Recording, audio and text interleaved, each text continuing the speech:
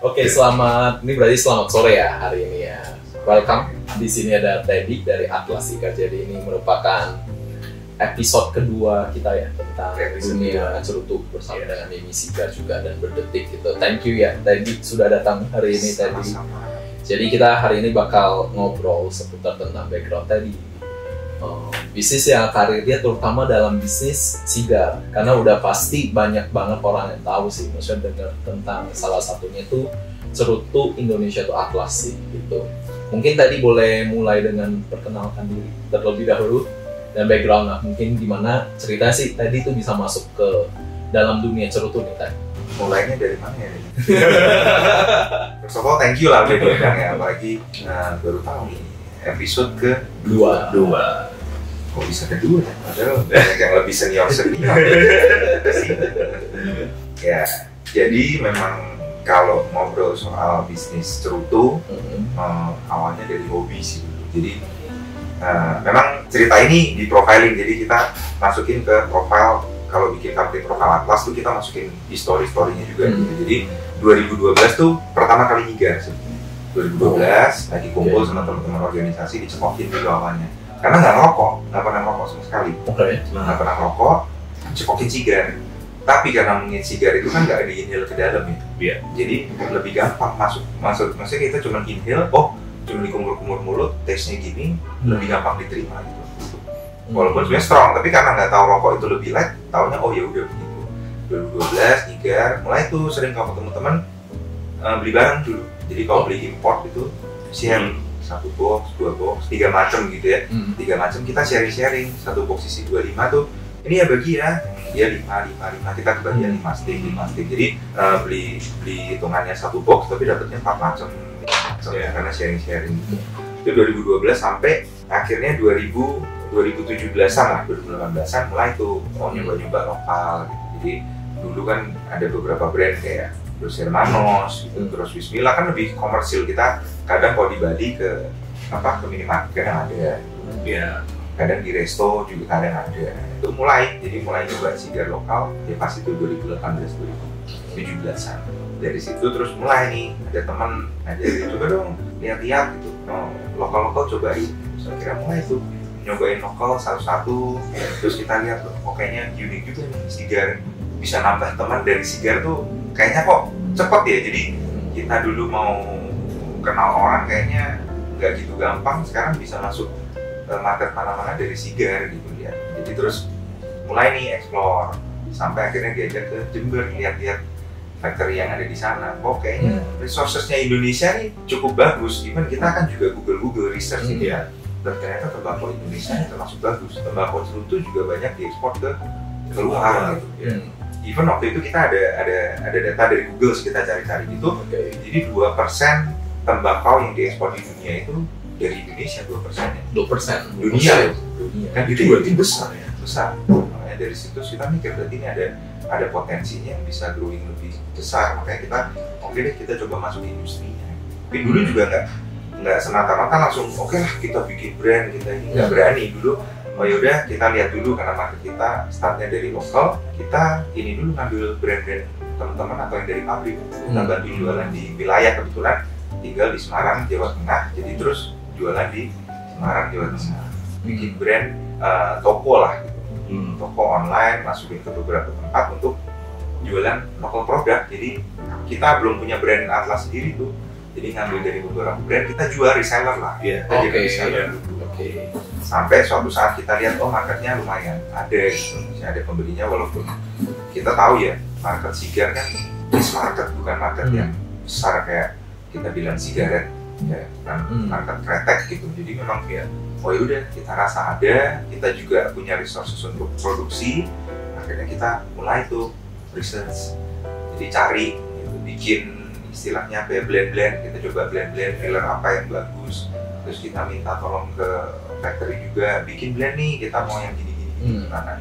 Akhirnya sampai ketemu blend yang oke, baru kita mulai bikin brand sendiri gitu.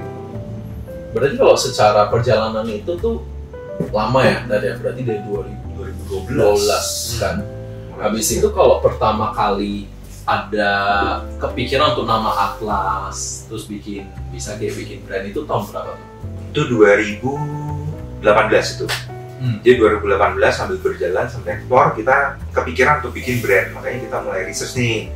Mungkin kayak Dani kan branding udah kuat, tahu sebenarnya kalau mau bikin brand nih gimana carinya gitu. Kita juga belajar lah gitu. Oh, kita pengen punya produk sendiri, brandnya harus punya ciri khas gitu. Kebetulan orang Semarang, kita cari ciri khasnya Semarang tuh apa gitu. Terus explore visibility study lebih dalam. Ternyata Semarang ini kan sebutannya kota Atlas. Jadi kalau zaman dulu, masing-masing kota tuh kan punya slogannya tuh. Yang zaman dulu pakai singkatan biasa. Misalnya kota apa berseri itu bersih apa ada singkatannya. Kalau Semarang tuh dulu Atlas, aman, tertib, lancar, asri, sehat. Jadi orang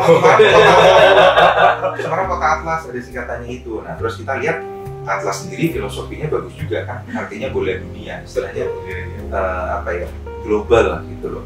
Jadi kita tentukan pakai brand Atlas dengan embel slogannya Sigar di Semarang gitu loh. Istilahnya ini Sigar dari Semarang. Atlasnya dapat nama dari itu, ciri khasnya, slogannya kota Semarang. Yang mungkin orang-orang Semarang, masyarakat Semarang tuh dibilangin Atlas, mereka udah paham bahwa Atlas nih Semarang karena slogannya tuh udah dari zaman dulu. Lucu banget ya, bisa pas banget ya dengan ini ya. Tapi research ini luar biasa nih. Research luar biasa, berbulan-bulan.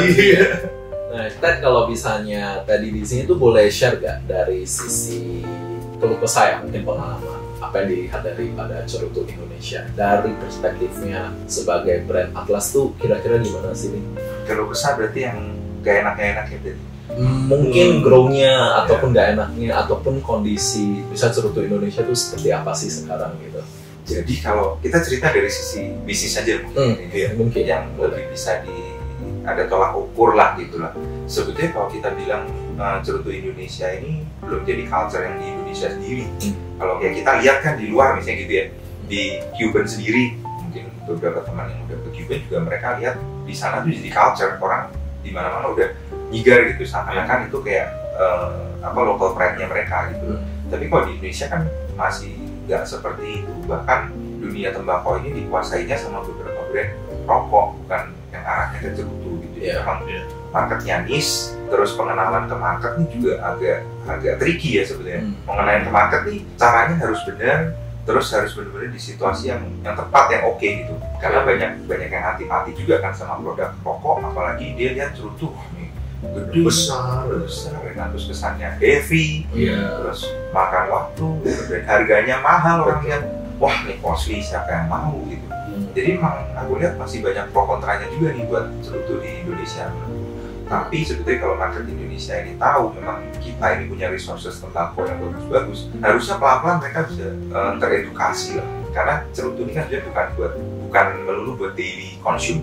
Sebetulnya kan kita bisa konsum cerutu ini buat celebration gitu. Kita lihat kan beberapa celebration kayak Piala Champion, Liga Champion lah dan lain-lain kan mereka juga ketika celebration winning mereka keluarin cigar tuh. Benar.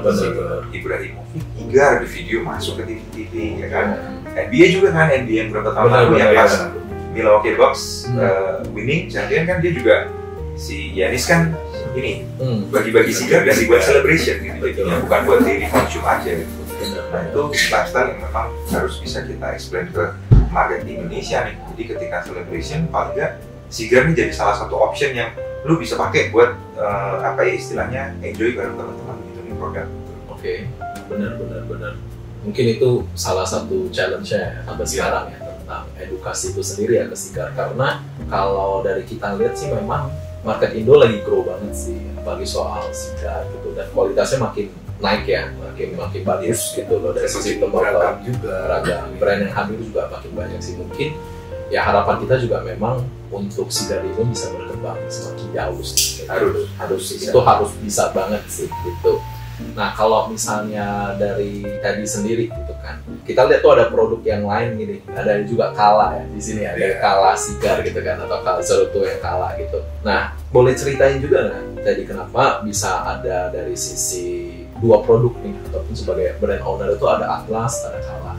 Jadi kalau bilang brand produk sebetulnya ini inisiatif aja sih pengembangan. Jadi dulu kita bikin Atlas Sigar, kelasnya premium, setting harganya udah kita setting lah harganya di kelas premium dengan full lokal. Waktu dulu full lokal, jadi Atlas tuh memang semua produknya sebenarnya full lokal. Terus ketika dapat resources daun-daun yang import istilahnya, kan kita ngerasa wah kita bisa upgrade nih, bisa dapat yang lebih. Akhirnya dulu sebelum bikin produk Kala, kita bikin landmark dulu, kayak yang Denny Sigar ini kan landmark. Jadi karena dapat bahan-bahan import buat blendnya Atlas, akhirnya kita tentuin aja kita bikin yang grade atasnya dengan brand landmark. Sebetulnya kita juga belajar dari brand-brand cerutu yang luar. Mereka dalam satu company, satu brand, series beda, grade harga beda, mereka bikin brand sendiri-sendiri, namanya beda-beda juga. Jadi kita juga lihat dari situ, berarti Atlas untuk kelas premium, terus yang limited, eksklusifnya kita pakai nama landmark karena ada importnya, terus mungkin kuantitinya juga kita limited otomatis karena kalau itu import kan kita nggak bisa jamin dapat terus juga daun importnya. Kalau lokal kan kita grow di sini, kita istilahnya untuk lihat dari segi bisnis ya, maksudnya mau pricing naik, terus kita barang susah masuk dan lain-lain kan nggak ada. Jadi kita kan lebih gampang, kita yakin produk itu bisa diproduksi secara rutin, makanya kita masukin di situ. Yang nggak bisa kita yakini rutin selamanya, kita masukin ke brand landmark yang lebih premium eksklusif. Tapi kita selama ini kan belum punya produk yang bisa masuk ke market lebih ke anak muda. Maksudnya anak muda nih dari segi lifestyle-nya, dari segi ekonomisnya kan juga berbeda ya gitu. Misalnya contoh, kita mungkin udah kerja, udah punya penghasilan cukup, kalau mau nyigar mungkin yang premium aman, mau seminggu berapa kali juga oke. Tapi mungkin teman-teman yang masih kuliah lah, universitas gitu ya, mereka juga pengen nyigar, pengen punya lifestyle, tapi untuk masuk ke situ costnya kan kadang tinggi banget. Makanya di Indonesia sendiri sudah ada cerutu-cerutu murah kan, beberapa brand juga ya. Kita akhirnya bikin Kala ini untuk masuk ke kelas yang lebih ke anak muda. Jadi dari segi pricing juga lebih ekonomis ya, lebih affordable lah ya dari segi pricing. Cuman secara nama, branding gitu kita sesuaiin sama marketnya nih, karena marketnya anak muda sekarang ya lebih ke senja-senjaan lah ya. Jadi kita ikutin situ, kita pengembangan brandnya mengacu pada marketnya yang mau kita tuju gitu, yang kita kejar. Kalau boleh tahu kan, kalau Kala ini kan, kalau tadi Atlas itu kan pakai daunnya Indonesia, landmark ini kan ada impornya. Kalau untuk Kala ini sigarnya pakai daunnya lokal Indonesia atau ada impornya juga atau gimana? Jadi kalau Kala full lokal juga. Full lokal juga. Full lokal juga. Jadi Kala ini kita memang pakai daunnya daun besuki ya, dari daerah itu yang memang lebih ekonomis. Dari segi grade daun memang lebih affordable juga ketika kita beli bahan dibanding yang premium. Menarik sih. Ya, kalau kelihatan ya desain Kala ya, nanti di video kita bisa lihatin. Memang desainnya tuh senja-senja kekinian banget ya. Unik banget. Desainnya tuh bagus. Sama 420 cocok ya. Namanya 420 kan, cocok banget. Dan kalau misalnya, gue juga baru sadar sih, maksudnya secara orang brand ya, maksudnya kalau misalnya gue geraknya itu backgroundnya dari brand, Kala itu punya khasnya. Terus kalau misalnya Atlas itu tuh terpampang nyata sih kalau gue lihat, misalnya dari sisi brandingannya gitu kan. Tapi kenapa Landmark Series itu di setiap boxnya ya, teman-teman di sini bisa lihat itu tuh gak ada tulisan yang kayak Landmark by Atlas gitu, tapi lebih ke arah kayak ada watercolornya, ada seninya. Tuh alasannya ada nggak? Ada. Jadi karena produk landmark ini kita ngejar market, kita bilang lebih more than premium lah ya. Kan kita harus sajiin sesuatu yang beda sebenarnya. Sama seperti gini lah. Kayak kenapa artwork itu bisa dinilai sangat tinggi, lukisan pelukis yang terkenal gitu. Karena istilahnya aku bilang lebih customize lah. Ada kerjaan tangan yang lebih customize gitu, lebih ditujuin buat kekhususan buat satu produk gitu, nggak yang model mass production. Nah sebetulnya kayak packaging landmark ini di boxnya kita kerja sama salah satu pelukis cat air sebetulnya. Jadi kebetulan kita dari Semarang, landmark ini juga awalnya kita pengen nunjukin bangunan historical lah yang ada di Semarang. Makanya namanya landmark, biar menunjukkan sekalian, ini di Semarang tuh ada landmark ini yang bisa kita kenalin ke market nasional atau internasional gitu loh. Jadi ketika kita udah tentuin buildingnya apa, landmarknya apa, kita sekalian minta nih ke pelukis yang rekanan kita gitu, partner kita. Jadi namanya Hari Suryo kebetulan. Pak Hari Suryo itu kita minta, Pak lukisin dong ini gedung-gedung yang sesuai sama brand yang kita mau. Seperti contohnya yang Denny Sigar tuh Sampokong ya, Sampokong series. Jadi memang dari boxnya itu Pak Hari Surya tuh melukis cat air gedung Sampokong gitu, landmark buildingnya. Karena menurut kita lebih cocok buat market yang eksklusif ini nih. Jadi kan nggak semena-mena orang bisa bikin artwork atau lukisan kayak gitu loh. Kita special request ke pelukis ini. Gitu. Jadi memang tujuannya itu sih untuk dapetin eksklusivitas produknya. Oke, berarti bukan cuma sekedar brand yang ditonjolin ya, tapi memang ada cerita dari sisi packaging masing-masingnya. Nah, ini kan kalau Teddy di sini tuh ada pengalaman baru nge-launching Kala, habis itu naik ke ada Atlas yang udah lama, habis itu ke Landmark gitu. Nah, tadi boleh bagi tips and trick kan? Kalau misalnya anggap saya gua ataupun teman-teman di sini, mau bikin, gua terinspirasi dari Teddy ini gitu kan, dari Semarang, dia dari mana gitu kan, ataupun dia apa gitu kan. Apa sih beberapa poin yang harus diperhatikan ketika gue pengen bikin brand nih gitu, terutama sigar gitu. Nah, menurut Teddy itu gimana? Wah, ini detailnya banyak juga ya. Poin-poinnya aja. Tapi rahasia dapur gak usah deh. Iya, apa-apa. Kita sharing. Dia makin banyak yang bikin produk, sigar Indonesia makin maju. Jadi makin banyak pilihan ya, makin ramai. Makin banyak pilihan. Jadi kalau bisa gue bingung sih. Mungkin kalau Daniel punya brand kan, TLST gitu, dia punya gue gini. Kalau gue gak ada bayangan sih. Mungkin bikin logo, bikin brand gue paham gitu. Tapi gue harus ngapain lagi ya berikutnya, nanti gue gak ngerti.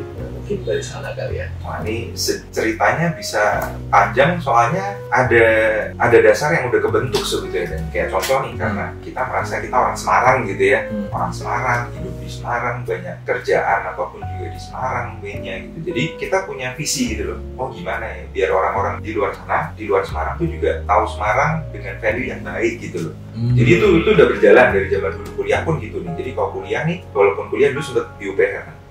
Ngajak teman-teman UPH itu ke Semarang, kita kenalin gitu loh. Oh, ngajakin kuliner Semarang nih, yang enak apa, biar mereka juga tertarik. Oh, Semarang tuh punya ini ya gitu loh. Kita ajakin termasuk ke Lawang Sewu, kita ajakin keliling ke gedung, istilahnya gedung tuanya gitu, biar mereka ngerasain, oh Semarang tuh punya landmark juga ya, si Lawang Sewu ini ya, si Tugu Muda ya gitu. Ya memang pengen kenalin istilahnya culture lah ya keluar gitu.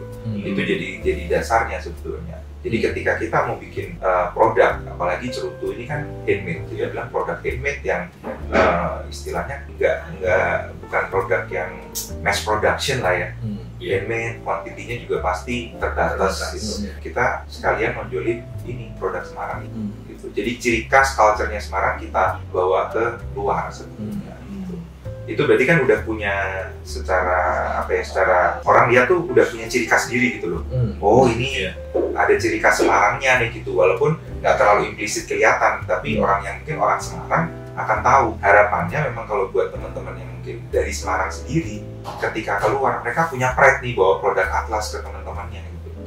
Mungkin nih contoh Semarang punya nih cerutu nih. Betul.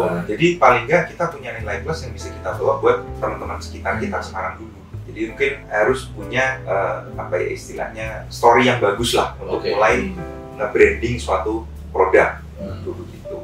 Tapi ya nggak melulu itu aja kan, untuk bikin satu brand ini selain cuma sekedar history dan lain-lain kan harus punya produk yang bagus juga. Memang nggak boleh stop ini ya, developing lah ya, research lah ya. Mungkin di sini kayak Daniel udah punya Tarusata juga dari awal dulu ketemu ya, kita tahu historinya bahwa Tarusata ini juga bukan cuma produk yang tahu-tahu muncul keluar gitu loh, produk jadi enggak. Daniel ini researchnya udah lama juga, bahkan 2 tahun sebelum Tarusata muncul kita udah pernah bahas soal produk. Atlas sudah muncul berapa kali, produknya Tarusata belum di launching. Pasti kan researchnya harus mumpuni nih buat punya produk yang bagus gitu. Intinya berarti produknya harus memang cocok lah, harus bagus buat market, kualitas harus bagus. Dan rata-rata tuh butuh berapa lama sih? Maksudnya mungkin ke Daniel, ke Teddy juga. Kalau misalnya gue pengen bikin sigar nih, ataupun teman-teman di sini yang mau bikin sigar, rata-rata timeline paling idealnya tuh berapa lama sih? Bisa bikin brand, research, habis itu ada testingnya, terus labelingnya, segala macam, sampai produksinya. Itu rata-rata takes berapa lama sih? Ini Tarusata lebih jago nih. Mungkin kalau dari yang Tarusata itu lama sekali ya, cukup lama, 2 tahunan lebih. Lumayan ya. Tapi itu lamanya itu karena ya dulu kan memang nggak ngerti gimana, makanya nanya juga ke Teddy, gimana sih gini dari situ ya, berarti ya researchnya itu sih, cari ininya apa segala macam itu yang butuh waktunya. Kalau untuk kayak labeling kayak gitu sih ya singkat sih. Itunya yang lama ya kayaknya tadi ya. Researchnya yang research blend ya. Iya. Soalnya gini, waktu lama. Iya, dan kalau kita bilang satu cerutu ini sampai bisa kita nikmatin di tangan, maksudnya dari kita bilang dari daun jadi lah, daun sudah tersortir, sudah terfermentasi, sampai bisa cerutu ini bisa kita nikmatin dengan blendnya udah masuk, istilahnya udah ngeblend bahan-bahannya, itu paling nggak minimum takes time 3 bulan. Minimum. Itu udah paling cepat gitu. Itu kalau cocok blendnya. Kalau nggak cocok sebenarnya kita kan harus rubah blend lagi, another 3 bulan lagi. Jadi memang research untuk dapat blend yang cocok ini sebenarnya takes time, nggak gampang dan makan waktu. Setelah itu pun kan karakter cerutu ini kan sebetulnya ada grafiknya, taste-nya. Jadi dari yang misalnya baru fresh roll kita coba sama setelah 3 bulan, setelah 6 bulan, setelah 1 tahun, itu grafik flavornya, kompleksitinya tuh ada perubahan gitu ya. Jadi memang itu kita harus cari optimalisasinya dulu. Oh, di 1 tahun nih flavor yang kita cari dapat nih 1 tahun, otomatis kita aging paling nggak 1 tahun. Gitu. Walaupun itu bisa dipredik ya kan, kita juga punya istilahnya di pabrik ada blend master yang bisa estimate gitu loh. Oh, kira-kira produk ini oke nih Pak, kira-kira berapa bulan lagi pasti akan karakternya akan muncul gini. Biasanya sih nggak salah, namanya juga blend master kan. Tapi paling nggak itu tekstur kan berarti 1 tahunan gitu. Terus kita harus benar-benar matangin produk lah, kita aging benar-benar. Setelah itu pun kita harus testing lagi supaya bisa masuk packaging benar, kita bisa istilahnya untuk jual ke reseller itu pun butuh waktu. Reseller nggak langsung kita tawarin hari ini beli hari ini kan, reseller itu juga takes time buat mikir. Kita kirim sampel, mereka testing dulu oke enggak, mereka oke baru order, kita baru kirim gitu. Kadang ada beberapa brand terima order dulu baru mereka bikin packaging supaya nggak boros kan keadaan packaging. Jadi teksturnya cukup lama, harus sabar memang. Cerutu Atlas sendiri ini rata-rata kita aging di factory, di produksi aja paling enggak 1,5 tahun gitu. 1 tahun lah, minimum 1 tahun. Apalagi yang lama sekali. Nah ini beda lagi nih, karena kalau ini kan dari produk affordable. Sedangkan kita kan terbiasa nyerutu yang istilahnya premium lah ya, kita biasa konsum, kita nikmatin kan premium. Gimana caranya cerutu istilahnya affordable bisa jadi premium gitu. Nah, jadi harus maksimal dari segi agingnya itu tadi. Makanya produk ini sebetulnya agingnya udah cukup lama sih, udah lebih dari 2 tahun buat produk ini. Selama itu ya? Baru kita pede untuk launching lah gitu.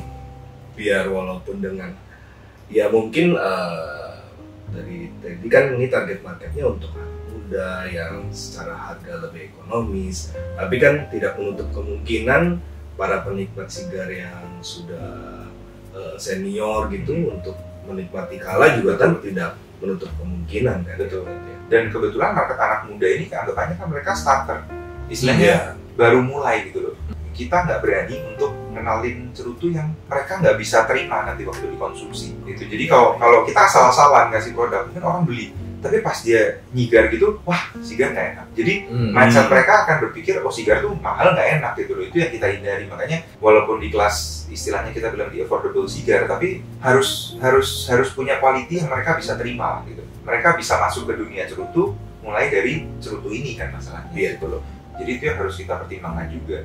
Beberapa kali ya saya menghadapi customer kayak gitu, anak-anak muda tuh banyak nanya begini, bro, saya mau mulai nyigar, baiknya cerutu apa ya buat awal-awal saya coba. Banyak yang ngomong, oh kalau buat pemula cerutu yang murah aja, atau ada juga nih yang berpendapat, oh kalau untuk pemula kasih cerutu yang mahal aja sekalian, kayak misalnya Cohiba gitu, biar dia langsung suka gitu. Nah menurut Teddy berarti harus mereka menikmati karena yang pertama kali mereka coba ya, tapi dengan harga yang ekonomis. Betul. Nah makanya itu dibikinlah begini gitu. Betul. Kan market sebetulnya nggak ada yang salah kan. Iya. Jadi orang yang tingkat ekonominya bagus, mereka starting dari yang Cuban pun nggak masalah gitu. Iya. Tapi mungkin kan nggak semua orang merasa worth it untuk bayar segitu buat dapat first cigar mereka gitu loh. Iya. Yang belum tentu cocok juga gitu kan. Untuk istilahnya coba-coba nih. Ya semua orang coba-coba mau di grade yang very premium loh. Kadang orang mau coba-coba nih, gue coba dari yang ini dulu deh, yang affordable dulu deh. Nanti kalau gue ngerasain nikmatnya, istilahnya gue bisa ngabisin cerutu dengan waktu segini, asik buat ngobrol sama lu, baru gue coba yang upgrade pelan-pelan. Kan karakter orang sendiri-sendiri. Betul. Yang kita bahas adalah karakter market yang nyobanya nih, ini nih yang affordable dulu dah, gue coba dulu biar gue bisa sharing sama lu dulu, biar gue bisa duduk sini sambil ngobrol-ngobrol sama lu lah. Kita ngejar market yang di situ. Karena kan yang agak bingung ya, awal tuh agak bingung dengan wah harga murah tapi bisa nyaman. Nah itu yang agak, ya kan sebetulnya memang cerutu yang murah kan tadi kita bahas, memang cerutu murah tuh banyak, tapi yang bisa membuat nyaman di mulut, nah itu yang harus hati-hati ya. Betul. Makanya ya pas kebetulan ada ini jadi satu pilihan ya, satu pilihan Setuju sih. bisa dicoba. Kalau dari tadi sendiri, dari semua line up yang tadi punya ya sekarang, dari Atlas, dari Kala ataupun Landmark, yang paling favorit itu yang mana? Buat saya sendiri. Iya. Kalau Jadi first product, jadi memang apa ya, gak neko-neko sih orangnya. Jadi first product yang waktu gue temuin langsung, wah ini bisa nih, gue mau punya brand dengan produk quality-nya ini masuk gitu loh. Itu Atlas Robusto, first product kita. Makanya bahasanya waktu kita nyobain, setelah di aging, wah ini flavor standar yang kita mau tuh ini sampai sekarang jadi favorit. Karena masih inget rasanya dulu waktu pertama nyoba itu, karakter ini muncul semua nih. Jadi bahasanya apa ya, bahasanya punya bayi pertama, ya ini yang paling disayang gitu. Nggak bisa dipungkiri juga, walaupun ada produk-produk yang lain yang berikutnya lebih premium, tapi karena itu punya historical moment yang dulu pertama nyoba, akhirnya ketemu, wah ini yang gue mau, sampai sekarang masih keinget. Jadi favorite produknya ya Atlas Robusto karena punya histori itu. Nah kalau dari Atlas sendiri ataupun dari Teddy sendiri itu, harapan kedepannya buat cerutu Indonesia itu apa sih?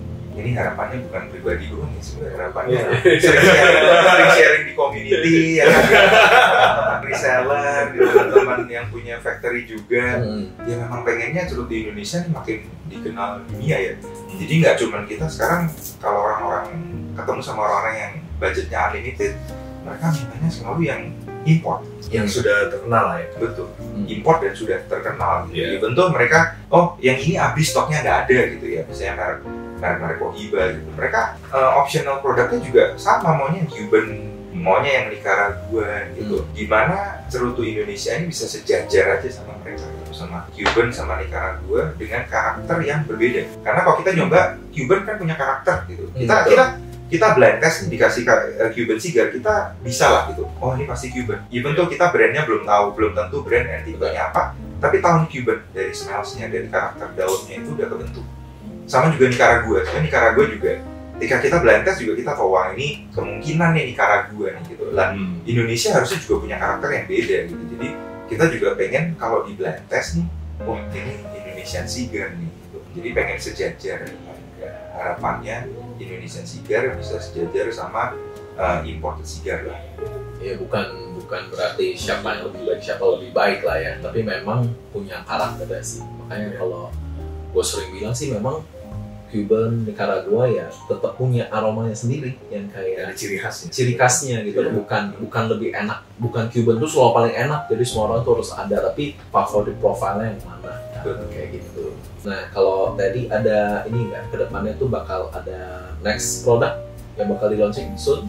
Ya sebetulnya kita baru launching ini kan Kala ini kita baru mulai promote lah gitu ya, baru promote Kala Cigar ya. Abis ini yang kita kejarin ke market ya Kala dulu, karena tujuannya juga untuk memperluas market lokal kita sendiri kan, supaya orang makin terbiasa cigar. Yang anak-anak muda yang tadinya mungkin belum masuk dunia cigar, paling nggak sekarang nyoba dulu nih start nih. Karena nggak dipungkiri loh, ketika sekarang ada beberapa teman cigar yang mungkin udah lebih senior umurnya ya, mereka mungkin cerita gitu loh, saya udah 10 tahun nih nggak cigar, baru mulai cigar ini gitu loh. Tapi dulu pernah Pak? Iya, saya dulu nyigar gitu. Waktu muda saya nyigar. Berarti kan dulu dia udah nyigar, tapi mungkin karena alasan tertentu dia stop nyigar. Tapi ketika market ini mulai ada lagi, mulai produk mulai banjir bahasanya gitu di market, mulai orang banyak yang jual, dia ke remind gitu loh. Wah dulu gue nyigar, gue pengen lah nyigar lagi kayak dulu gitu. ini harapannya Sigar nih gitu juga. Jadi di market yang istilahnya bilang anak muda, mereka start dulu sekarang. Kalau nanti one day mereka merasa oh mungkin ada satu alasan yang buat mereka stop Sigar, paling nggak mereka udah punya histori. Wah, aku udah pernah nikmatin Sigar nih, mungkin dengan Kala Sigar, mungkin dengan Tarusata atau brand lainnya. Dia ingat gitu loh. Jadi one day kalau Sigar itu istilahnya ada komunitas yang berkembang, dia nggak kagok untuk masuk. Oh iya, gue dulu udah pernah kok. Ya udah ya Sigar boleh gitu loh.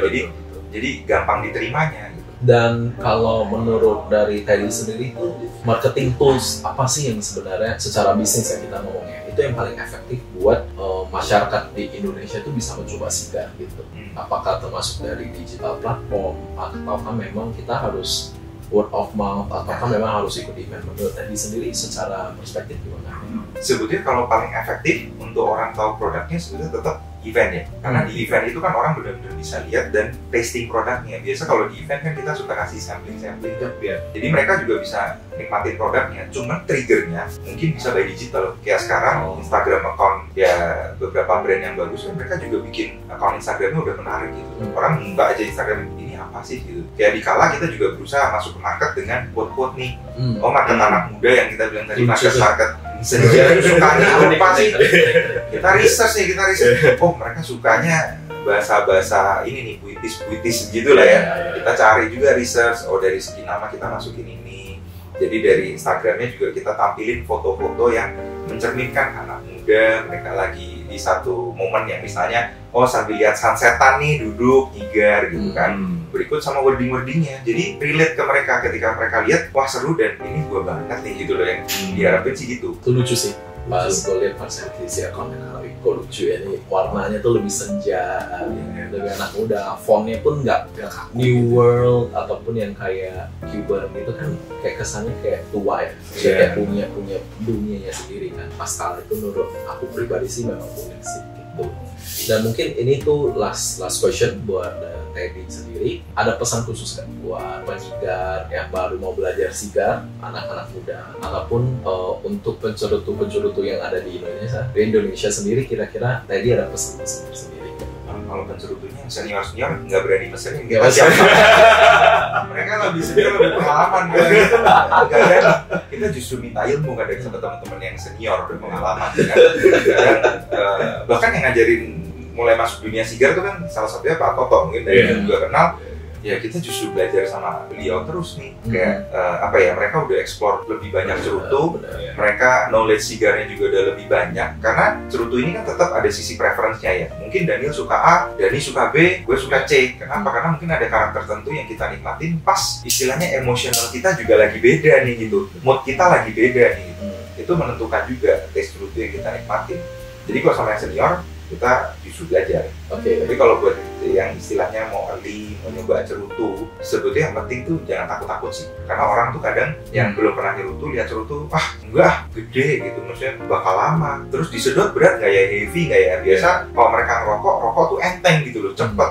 Jangan cerutu beda, berat, terus kelihatannya sekilas dilihat heavy, harganya juga pasti lebih mahal. Menurut gue yang penting jangan mikir ke situ lah, karena it's different world gitu loh, macam antara cerutu sama rokok retek dan lain-lain. Memang ini buat dinikmatin ya kayak gini, kita sambil ngobrol santai, waktunya cukup gitu ya, 1 jam kita sambil ngobrol santai. Dan kalau dibilang berat, bukan berat, tapi kita benar-benar nikmatin tembakonya gitu loh, aromanya, flavornya gitu, dari tembakau utuh asli kan, karena cerutu ini kan benar-benar dari tembakau utuh, nggak pakai flavor, otomatis juga berbeda sama kadang rokok itu kan ada yang mereka sebut pakai campuran-campuran, nggak full tembakonya udah di blend sama bahan-bahan lain gitu loh.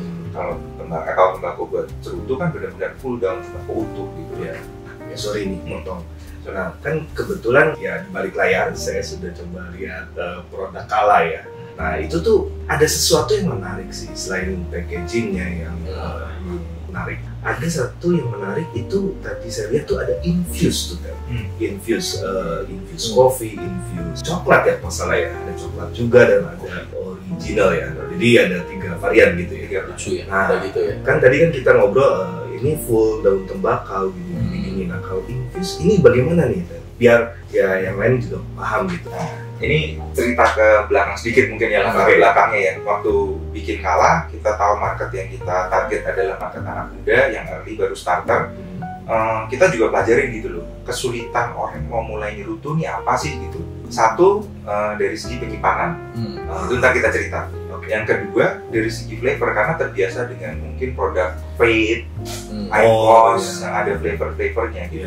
Sebenarnya flavor itu kan kita dapetin cuma di aroma sebenarnya, kecuali vape ya. Kalau vape tuh memang aroma dan ada rasa, itu tinggal rasa di mulut. Tapi kalau IQOS itu kan aroma yang dicari. Nah, kita berusaha masukin gimmick lah gitu. Jadi ada developing aroma dari situ. Jadi produk ini karena tembakau itu sifatnya dia tuh menyerap apa yang ada di lingkungannya. Contoh nih, daun tembakau, kita taruh daun tembakau, sebelahnya ada cengkeh, dia pasti akan menyerap flavor atau bau-bau dari cengkeh itu. Wanginya cengkeh akan diserap dari situ. Sama kayak misalnya tembakau kita infuse dengan contohnya apa ya, yang mungkin minuman lah ya, kita infuse di sebelahnya pakai whisky kalau kita gitu. Otomatis daunnya rasanya berubah. Nanti ada aroma-aroma whisky-nya masuk ke situ gitu. Nah, di sini kita masukin sama sistemnya, sebenarnya daun ini kita infuse dengan kopi. Jadi bubuk kopi kita siapkan dengan beberapa blend ya, bukan cuma bubuk kopi aja, ada beberapa bahan campuran kayak kunyit gitu-gitu ya, ada itu sedikit tambahan untuk istilahnya masing-masing bahan itu tuh punya karakter yang akan tinggal di mulut gitu. Nah, itu kita siapin, kita infuse di situ. Jadi daun ini menyerap aroma kopinya. Kalau yang coklat, otomatis daun ini menyerap aroma coklat. Itu juga jadi gimmick tambahan untuk orang, oh yaudah deh, kayaknya ada coklatnya, kayaknya ada kopinya, kita coba. Walaupun kita bukan pakai flavor essence ya, jadi memang hanya aroma yang didapetin, dan itu bukan yang strong aroma kopi nih gitu, kayak kita nge-vape gitu, enggak. Tapi dari situ kita coba bikin gimmick yang bisa masuk nih, bisa jadi pengembangan produk buat teman-teman yang starter baru mulai gitu. Menarik. Nah, sorry, gue potong dikit. Kalau misalnya kopi, kalau gue agree maksudnya tentang aroma lah. Kita kayak ke coffee shop, masuk ke coffee, wah langsung kayak ngopi nih gitu kan, ada itunya kan gitu. Kalau coklat itu gimana nih Ted? Maksudnya coklat itu kan bukan cuma aroma kan, coklat itu ada strong tuh dirasa kan. Ada. Nah, itu tuh gimana cara menginfuse daripada si coklat itu terhadap si kan? Kalau kopi itu clear sih, maksudnya kayak bisa bubuk ataupun apa. Kalau coklat itu gimana tuh Ted? Coklat sebenarnya sama sih, kita sistemnya sama. Yang kita harapin tuh cuma aromanya bisa masuk ke sebagian daunnya. Jadi memang kita nggak meninggalkan rasa tembakau aslinya ya. Kita juga kita intinya pengennya tuh customer bisa nyobain rasa tembakau asli yang udah jadi cerutu. Itu hanya gimmick supaya orang ketika istilahnya inhale awal, mereka dapat aroma yang berbeda aja. Jadi nggak strong karena bukan essence yang di-infuse. Karena ini benar-benar natural, dan itu memang jadi jangan takutnya kan begitu dilihat ini, oh ini infuse coklat, begitu saya sedot, oh rasa coklat, berarti bukan gitu ya, bukan gitu, bukan gitu ya. Soalnya infuse itu. Jadi hanya aromanya betul coklat atau kopi gitu ya. Bakal keren banget sih. Oke, so sudah mungkin ya di sesi ini tuh kita bakal sudah selesai, dan semoga teman-teman berdetik di sini dari Mimi, dari Atlas juga mendapatkan banyak ilmu ya. Nanti kalau misalnya next kita berharap Teddy datang lagi ke Jakarta untuk part kedua ya Teddy ya.